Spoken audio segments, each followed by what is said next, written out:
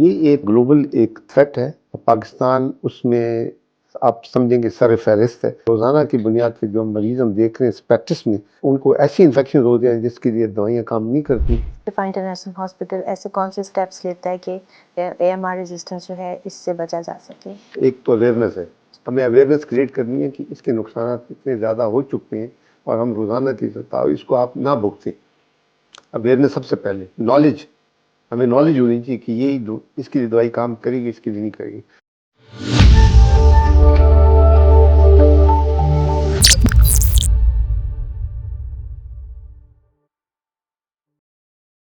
السلام علیکم۔ 18 نومبر سے 24 نومبر تک ہر سال world A M R awareness week کے طور پر منایا جاتا ہے۔ اے ایم آر مطلب اینٹی مائکروبیل ریزسٹنس، اور اس کیمپین کا مقصد یہ ہوتا ہے کہ اے ایم آر کے بارے میں آگاہی ہو تاکہ ذمہ دارانہ استعمال کیا جا سکے۔ آج اسی حوالے سے بات کرنے کے لیے ہم نے انوائٹ کیا ہے ڈاکٹر اعجاز خان کو، جو کہ شفا انٹرنیشنل ہاسپٹل میں کنسلٹنٹ انفیکشس ڈیزیز اور پیڈیاٹریشین بھی ہیں۔ تو ان سے چلیے بات چیت کا آغاز کرتے ہیں۔ السلام علیکم ڈاکٹر صاحب، کیسے ہیں؟ ڈاکٹر صاحب سب سے پہلے تو یہ بتائیے گا کہ A M R antimicrobial resistance اصل میں کیا ہوتی ہے، اور کیا اس کو ہم اینٹی بایوٹک ریزسٹنس بھی کہہ سکتے ہیں؟ جی بالکل سائمہ، آپ نے ٹھیک کہا کہ اینٹی بایوٹک ریزسٹنس وہ میکنزم ہے جس سے کہ بیکٹیریا، خاص کر کے باقی جراثیم میں، کہ اس کے اندر ایسی قوت مدافعت آ جاتی ہے جس سے کہ آپ کی دوائیاں، خاص کر کے اینٹی بایوٹکس اور باقی جو اینٹی مائکروبیل ایجنٹس ہیں، وہ کام کرنا چھوڑ دیتی ہیں۔ اس سے نقصان یہ ہوتا ہے کہ مریض کو دوائی نہیں مل سکتی یا کارآمد نہیں ہوتی، اور ان کو بیماری سخت لاحق ہو سکتی ہے اور ان کے لیے مسئلے پیدا ہو سکتے ہیں۔ تو ڈاکٹر صاحب یہ کتنا بڑا مسئلہ بنتا جا رہا ہے پوری دنیا میں، یا پھر یہ پاکستان میں کچھ زیادہ سنگین ہے مسئلہ؟ جی، یہ ایک گلوبل ایک تھریٹ ہے، گلوبل ایک ایشو ہے، اور پوری دنیا میں ہے، اور پاکستان اس میں آپ سمجھیں گے سر فہرست ہے کہ جہاں پہ اینٹی مائکروبیل ریزسٹنس بہت سالوں سے بڑھ رہی تھی اور پچھلے کچھ سالوں سے بہت زیادہ بڑھی ہے۔ اور اس کی اگر فگرز ہم دیکھیں تو اس میں کوئی 10 ملین ہر سال کے قریب اموات ہو سکتی ہیں ریزسٹنس کی وجہ سے۔ اور ایسٹیمیٹ یہ ہے کہ پاکستان کے اندر بھی جو فگرز ہیں وہ بھی کوئی حوصلہ افزا نہیں ہے۔ ایگزیکٹ فگرز تو نہیں ہیں، لیکن ہمیں پتہ ہے کہ روزانہ کی بنیاد پہ جو مریض ہم دیکھ رہے ہیں اس پریکٹس میں، کہ ان کو ایسی انفیکشن ہو جائیں جس کے لیے دوائیاں کام نہیں کرتی، اس کے لیے پھر آپ کو باہر سے دوائیاں منگوانی پڑتی ہیں، یا بعض اوقات آپ کو اور کوئی طریقے کرنے پڑتے تاکہ ان کا علاج ہو سکے۔ اچھا ڈاکٹر صاحب، یہ اینٹی بایوٹکس کے خلاف جو ریزسٹنس ہے یہ پیدا کیوں ہوتی ہے؟ اس کی مین وجوہات کیا ہیں، خاص طور پر پاکستان کے حوالے سے؟ اگر ہم دیکھیں اس کی وجوہات بہت ساری ہیں، لیکن خاص کر جو سب سے بڑی وجہ ہے وہ ہے اینٹی بایوٹک کا اوور یوز، مس یوز۔ اس کا مطلب یہ ہے کہ آپ یہ اینٹی بایوٹکس غیر ضروری طور پہ استعمال کریں، جہاں پہ اینٹی بایوٹک کا کوئی کام نہیں ہے، جیسے زکام، نزلہ، زکام، جو وائرل انفیکشنز ہے اس میں اگر آپ اینٹی بایوٹک دیں گے تو اس میں کوئی کارآمد نہیں ہوگی۔ اینٹی بایوٹک دینے سے آپ کی جراثیم کے اندر یہ ریزسٹنس آہستہ آہستہ بڑھ رہی ہے۔ جراثیم بہت زیادہ ہوشیار ہوتے ہیں ہم سے، ان کے اندر ایسے میکنزم وہ ڈیولپ کر لیتے ہیں جس سے کہ وہ ان اینٹی بایوٹک سے بچنے کی کوشش کرتے ہیں اور اس کو ناکارہ کر دیتے ہیں، اور پھر آپ کی علاج نہیں ہو سکتا۔ ڈاکٹر صاحب کچھ لوگ جو ہیں وہ خود سے اینٹی بایوٹکس لے کر یوز کرنا شروع کر دیتے ہیں، یہ کتنا نقصان دہ ہے ڈاکٹر کی ہدایت کے بغیر اینٹی بایوٹکس کا استعمال کرنا؟ یہ جو سیلف میڈیکیشن ہے ایک بہت بڑا امپورٹنٹ ایشو ہے۔ اوور دا کاؤنٹر میڈیکیشنز خاص کر کے جس کو کہا جاتا ہے، ایک اور نام ہے، وہ بھی ایک بہت بڑا ایشو ہے، خاص کر کے پاکستان جیسے ملک میں جہاں پہ کوئی ریگولیشن نہیں ہے۔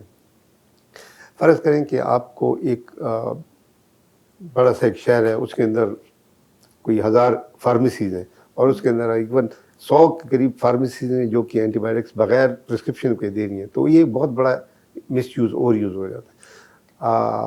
جو مریض ہوتے ہیں وہ خود جا کے اگر لیں گے بغیر تشخیص کے تو وہ بھی ٹھیک نہیں ہے۔ ایک تو دوائی آپ کی اینٹی بایوٹک چوائس غلط ہوگی، یا شاید آپ کو ضرورت ہی نہیں ہوگی، پھر آپ کی جو اس کے سائیڈ ایفیکٹس ہیں وہ مانیٹر نہیں ہوتی ہے، اور کاسٹ آپ کے لیے بہت زیادہ ہو جاتی ہے۔ مطلب کہ اتنے زیادہ نقصانات ہونے کے باوجود ہم یہ پریکٹس کر رہے ہیں. تو یہ ایک ڈسکریج کرنا چاہتا ہوں میں پبلک کو خاص کر کے کہ خود میڈیکیشن سیلف میڈیکیشن سے اجتناب کریں تاکہ آپ کو صحیح دوائی ملے اگر آپ کو ضرورت ہے. ڈاکٹر صاحب یہ بتائیے گا کہ کون سی ایسی بیماریاں جن میں اینٹی بایوٹکس کا یوز کیا جاتا ہے اور کون سی ایسی بیماریاں جن میں ضرورت نہیں ہوتی؟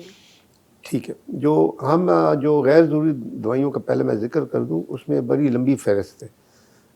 اگر ہم بچوں کے حساب سے پہلے دیکھیں تو بچوں میں تقریباً عموماً جو بخار ہوتا ہے عام بخار یا زکام کھانسی ہے پیٹ کی بیماریاں ہیں ان میں تقریباً 90% یا اس سے زیادہ اینٹی بایوٹک کی ضرورت نہیں ہوتی کیونکہ یہ بیماریاں سیلف لمیٹنگ ہیں مطلب خود بخود ہی ٹھیک ہو جاتی ہیں. آپ کو بخار ٹھیک کرنا ہے ڈائریا کے لیے ٹریٹمنٹ کرنی ہے آپ نے اور باقی علاج آپ سپورٹیو کیئر دیں گے تو ٹھیک ہو جاتے ہیں. اینٹی بایوٹک عموماً کارآمد نہیں ہوتی کیونکہ وائرل انفیکشنز ہوتی ہیں اور سیلف لمیٹنگ ہوتی ہیں. اسی طرح ایڈلٹس میں اگر دیکھیں جیسے کہ برونکائٹس ہے زکام گلا خراب ہو گیا اس کے اندر بھی اینٹی بایوٹک کا استعمال غیر ضروری سمجھا جاتا ہے زیادہ تر کیسز میں. اچھا ڈاکٹر صاحب یہ بتائیے کہ لانگ ٹرم اس کے کیا نقصان ہو سکتے ہیں؟ اینٹی بایوٹکس ریزسٹنس جب ہو جائے گی تو زیادہ ہو جائے گی تو پوری دنیا میں لانگ ٹرم اس کے کیا نقصان ہو سکتے ہیں ہماری آگے آنے والی نسلوں کے لیے؟ دیکھیں صاحب میں بہت اچھا سوال کیا. یہ ہماری وہ بات ہے نقصان ہو چکا ہے. اچھا نقصان ہم دیکھ رہے ہیں روزانہ کہ اینٹی بایوٹک اتنی یوز ہوگی کہ ابھی جراثیم بالکل جس کو ہم کہتے ہیں کہ ایکسٹریملی ڈرگ ریزسٹنٹ ہو گئے یا پین ریزسٹنٹ مطلب ہر چیز سے وہ ریزسٹنٹ ہو گئے. اس کا مطلب ہے کہ کوئی دوائی کام نہیں کرے گی.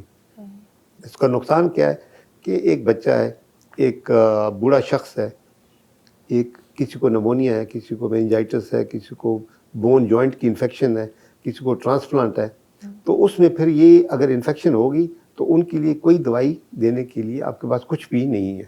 تو ان کا ٹرانسپلانٹ خراب ہو سکتا ہے ان کی جوائنٹ انفیکشن بڑھ سکتی ہیں ان کے لیے کاسٹ بڑھ سکتی ہے ان کی جان جا سکتی ہے. مطلب کہ اتنا بڑا نقصان ہے کہ آپ اگر اس طرح کے جراثیم جو ہم دیکھ رہے ہیں کہ لیبارٹری کی رپورٹس دیکھیں پاکستان میں خاص کر کے تقریباً ہر شہر سے یہ رپورٹیں آ رہی ہیں کہ اس ریزسٹنس آہستہ آہستہ بڑھ بھی گئی ہے کافی حد تک اور پین ریزسٹنس کے جراثیم ہر جگہ پھیل چکے ہیں اور ہمارے پبلک کے لیے یہ خوش آئند نہیں ہے. اس لیے ہمیں بر وقت اس کے لیے کچھ نہ کچھ اقدامات کرنے ہوں گے. جو نقصان ہو چکے اب آبویسلی کہ وہ تو ریورس شاید نہیں ہو سکتا لیکن مزید نقصان سے بچنے کے لیے آپ یہ بتائیے کہ ہاسپٹلس خاص طور پہ شفا انٹرنیشنل ہاسپٹل ایسے کون سے اسٹیپس لیتا ہے کہ اے ایم آر ریزسٹنس جو ہے اس سے بچا جا سکے؟ دیکھیں یہ ایک گمبھیر مسئلہ ہے. اس کے لیے ہمیں بہت سے اقدامات کرنے ہوں گے اور اس میں اگر ہم دیکھیں تقریباً بہت سے لوگ اس میں شامل ہوں گے تو پھر یہ مسئلہ حل ہو سکتا ہے یا سلو ہو سکتا ہے. اس میں گورنمنٹ شامل ہے اس میں ڈاکٹر شامل ہیں اس میں جو ویٹرینیرین شامل ہیں جہاں پہ اینٹی بایوٹک وہاں پہ بہت یوز ہوتی ہیں. پھر آپ کے جو فارماسسٹ ہیں وہ ہیں اسپتال ہیں کلینکس ہیں تمام لوگوں نے رول پلے کرنا ہے اور خاص کر کے میڈیا پبلک. تو اس میں 2-3 ہم نے کہا ایک تو اویئرنیس ہے ہمیں اویئرنیس کریٹ کرنی ہے کہ اس کے نقصانات اتنے زیادہ ہو چکے ہیں اور ہم روزانہ کی اس کو آپ نہ بھگتیں. اویئرنیس سب سے پہلے نالج ہمیں نالج ہونی چاہیے کہ یہی اس کے لیے دوائی کام کرے گی اس کے لیے نہیں کریں گی. دوسرا ہم کی سرویلنس کریں کہ روزانہ کی ہم سرویلنس کا مطلب ہے کہ سرویلنس سسٹم پاکستان میں بن چکا ہے جو کہ دیکھتا ہے کہ کہاں کہاں پہ یہ جراثیم پائے جاتے ہیں کہاں کہاں بڑھ رہے ہیں کہاں کم ہیں. اسپتال ہیں کلینکس ہیں شہر ہیں چھوٹے شہر ہیں DHQ ہے جہاں جہاں پہ اس سے ڈیٹا آتا ہے تو اس کو ہم مانیٹر کرتے ہیں تاکہ اس کے مطابق ہم اپنا ایکشن پلان بنا سکیں. پھر آپ کی ہے انفیکشن کنٹرول کہ انفیکشن کنٹرول تاکہ ایک بندے سے دوسری جگہ نہ پھیلے. خاص کر اسپتالوں میں اگر ہم دیکھیں ایک جراثیم دوسری جراثیم کو دوسرے بندے کو ایک مریض سے دوسرے مریض کو آرام سے ٹرانسمٹ کر سکتے ہیں. خاص کر کے اگر آپ نے ہاتھ نہ دھویا تو آپ کی جراثیم جیسے MRSA ایک جراثیم ہے اسی طرح ایسینوبیکٹر ہے کلیپسیل ہے یہ تمام وہ جراثیم ہے جس کے ریزسٹنس اتنی زیادہ پھیل چکی ہے جس کے لیے ہمیں بر وقت وہ کرنا ہے تاکہ ٹرانسمیشن نہ ہو کہ ایک مریض سے دوسرے مریض میں نہ پھیلے. تو انفیکشن کنٹرول اس میں ہینڈ ہائیجین سب سے زیادہ امپورٹنٹ ہے کہ آپ ہینڈ ہائیجین کریں. پھر اور ہے کہ آپ کی اینٹی بایوٹک کا استعمال جو کہ پروفیشنل ہو آپ کی انڈرسٹینڈنگ سے ہو آپ دیکھیں کہ اس کو اینٹی بایوٹک کی انڈیکیشن ہے, اس کو ضرورت ہے نہیں ہے, اور کون سی دوائی دینی ہے, کون سی اینٹی بایوٹک دینی ہے, کتنی ڈوز دینی ہے, کب تک دینی ہے. یہ تمام وہ ہے جس کو اینٹی بایوٹک اسٹوڈشپ کہا جاتا ہے. تو اینٹی بایوٹک کا صحیح یوز جس کو کہا جاتا ہے, اسٹوڈشپ اس کو نام ہے. تو تقریباً ہمارے ہسپتالوں میں یہ ان کے لیے ہمیں اقدامات کرنے ہوں گے. اس کے لیے کمیٹیاں بنتی ہے, اس کے لیے بڑے پیمانے پر نیشنل لیول پہ بھی کام ہو رہا ہے.